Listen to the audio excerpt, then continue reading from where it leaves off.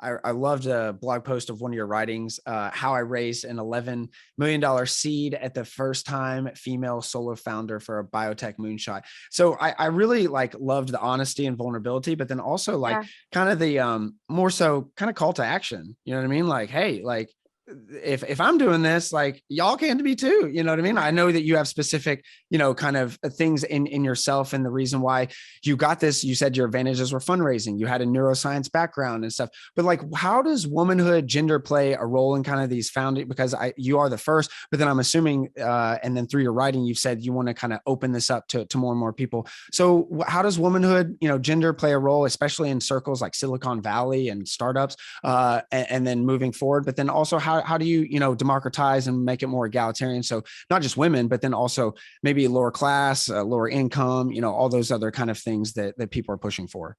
Yeah. So it's interesting. Austin Allred actually wrote a really good post on this, which I'll have to find it for you, where he basically talked about all the things that you don't learn when you grow up with parents who don't work in like professional, my dad's a carpenter, my mom's a teacher, like who don't work in like these kinds of industries.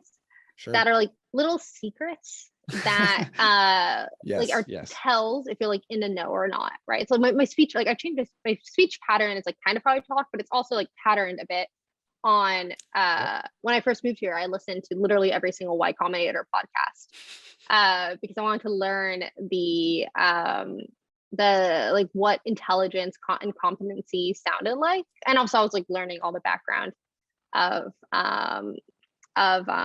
like Silicon Valley and the lore and the people and like who's important and not important in the Valley, lots of quotation marks around that phrase, but and there's just like so many little things like that.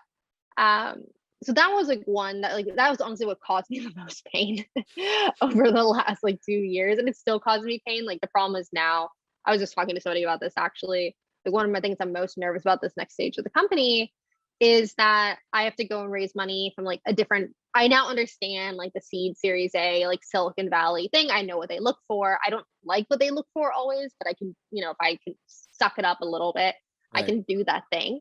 The later stage capital is a totally different ball game all over again, right?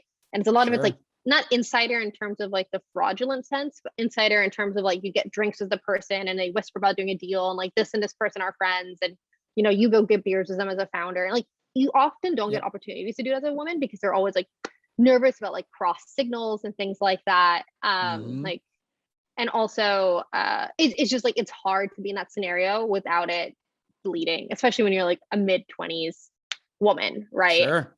I can imagine. Yeah.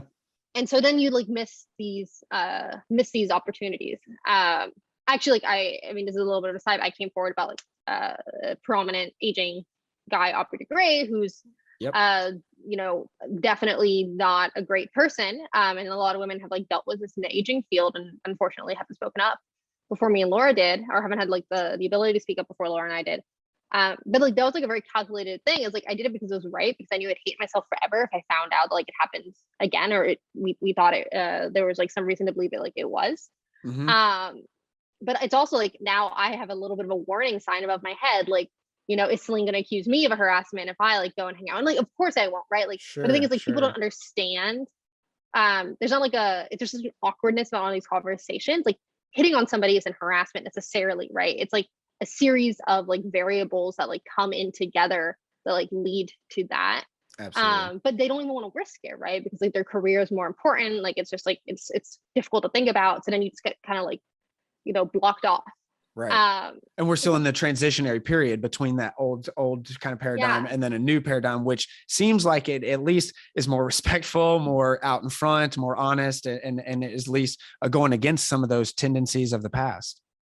100%. I think a big thing, it's kind of a chicken and egg thing, because I think it will only ever fundamentally change when you have a number of female founders who go and build billion-dollar companies that become the pattern that people match on for the next things, and who also become the funders for the next gen, right? Right. But the difficulty is like I got on the case of this like large fund a few months ago because they only had one female partner. She was the most recent addition to the partnership, and she focused a lot on femtech. And I was like, what the hell, guys? Like, what are you doing? Like, be better. Right. Right. And like, of course, they're making a difference. Like the transition period's never going to be great. Like, I appreciate that they're like trying. Right. But it was just like, it does make it difficult because also when like the women aren't at the top, like the ones that lead at the fund are the ones that you do like the beer drinks deals with. And it's just like more difficult to hit that if you're a female founder. Sure. So sorry, I don't remember how I got onto this, but like No, that whole no. category is an interesting challenge. Yeah. That, and then there's like the obvious stuff. Like I get compared to Elizabeth Holmes all the time. Like I'm not Elizabeth Holmes, right? But I get compared to it all the time. It like kind of sucks. And it's just like, I mean, it's like I think that like the succinct like TLDR I would give, like people don't like walk into a room. Like I don't walk into a room and people assume I'm competent. I have to like really be on point to like show that I'm competent. Totally. And it's just hard to do that on top of, everything else. Right. And that's a unfortunate, thing to bear at this point, but we're glad that, you're at least trailblazing in some ways.